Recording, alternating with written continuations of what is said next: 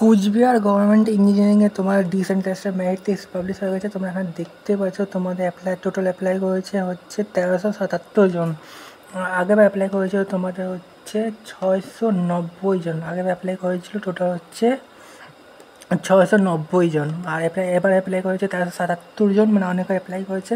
তাহলে 24 তারিখে তোমার যেটা করতে হবে, প্রথমে অ্যাডমিশন সেলে রিপোর্ট করতে হবে। আর তোমরা যদি এই অ্যাপ্লিকেশন ফর্ম আর সাথে এক্সেল অ্যাটেস্টেড ডকুমেন্ট যদি না দিয়ে থাকো এটা, তাহলে তোমাদের 10:30টার মধ্যে অ্যাপ্লিকেশন ফর্ম এই অ্যাপ্লিকেশন ফর্ম আর সাথে ওই সেলফ অ্যাটেস্টেড ডকুমেন্ট সাবমিট করতে হবে 24 তারিখ 10:30টার মধ্যে।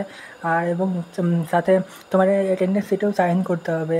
আর তোমাদের 11টা থেকে তোমাদের এই লিস্টের হিসাবে তোমাদের ডাকা হবে এবং তোমাদের অরিজিনাল ডকুমেন্ট ভেরিফিকেশান করা হবে এবং তোমাদের হাতে একটা ভেরিফিকেশান রিপোর্ট মানে একটা স্লিপ দেওয়া হবে।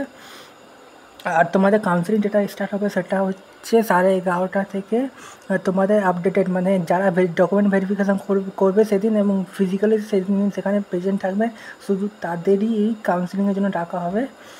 তোমাদের ভ্যাকেন্ট সিট তোমরা এখান থেকে ওখানে টিভিতে দেখতে পাবে কোন ডিপার্টমেন্টে কতগুলো সিট ফাঁকা আছে।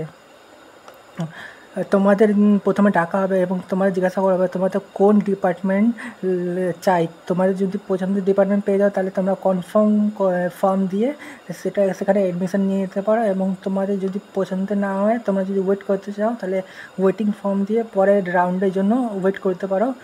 আর তোমাদের যদি কনফার্ম তোমরা সেই সিটটা নিতে চাও তাহলে তোমাদের অ্যাডমিশন ফি পেমেন্ট করতে হবে তোমাদের। এটা হচ্ছে তোমাদের অ্যাডমিশন ফি। ইসি আর সিএসির জন্য 14,700 আর ইলেকট্রিক্যাল, মেকানিক্যাল আর সিভিলের জন্য 11,200। এটা তোমাদের পেমেন্ট করতে হবে সঙ্গে সঙ্গে। আর তোমাদের পরের রাউন্ডের জন্য আবার আপডেটেড সিট ম্যাট্রিক্স বের করা হবে যখন ফার্স্ট রাউন্ড শেষ হয়ে যাবে তখন। তারপর তোমাদের ওয়েটিং লিস্ট হিসাবে পরের রাউন্ডের জন্য তোমাদের ডাকা হবে এবং তোমাদের সেমভাবে জিজ্ঞাসা করা হবে তোমাদের পছন্দের ডিপার্টমেন্ট যদি তোমরা পেয়ে যাও, তোমাদের সেখানে বলতে হবে কোন ডিপার্টমেন্টে, মানে যে ডিপার্টমেন্টে সিট ফাঁকা আছে সেই ডিপার্টমেন্টে চাই কি না। তোমরা যদি না চাও তাহলে কাউন্সিলিং ওভার করে সেখান থেকে বেরিয়ে যেতে পারো বা পরের রাউন্ডের জন্য ওয়েট করতে পারো। আর তোমরা যদি সেই সিট নাও তাহলে তোমাদের অ্যাডমিশন ফি সঙ্গে সঙ্গে পেমেন্ট করতে হবে। আর তোমাদের যেটা হচ্ছে অ্যাডমিশন ফি পেমেন্ট করতে হবে এবং সঙ্গে সঙ্গে অ্যাডমিশন নিয়ে নিতে হবে। আর তোমাদের যেটা মানে যেই রুমে ফিজিক্যালি রিপোর্ট করতে হবে সেটা হচ্ছে AC 119।